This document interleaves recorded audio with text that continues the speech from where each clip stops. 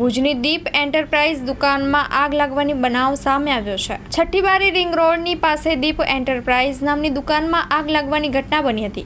આગ લાગતા fire staff તાત્કાલિક ઘટના સ્થળે પહોંચ્યો હતો અને આગને કાબૂમાં લીધી હતી।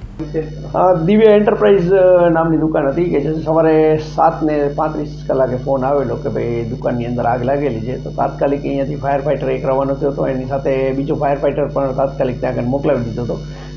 આગ એટલી મોટી હતી કે અંદરનો જે સામાન હતો એ બધો બળીને ખાક થઈ ગયો।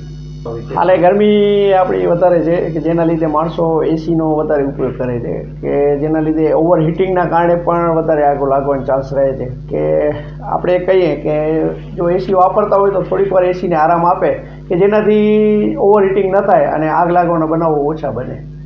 હાલે જે ગરમી વધારે પડી રહી છે એના કારણે આપણે ઇલેક્ટ્રિક ઉપકરણોનો ઉપયોગ પણ વધારે થાય, કારણ કે પંખાનો ઉપયોગ 24 કલાક થઈ જાય કે થોડીક વાર આપણે એને રેસ્ટ આપીએ જેથી ગરમ ન થાય અને આગ લાગવાના બનાવો ઓછા બને।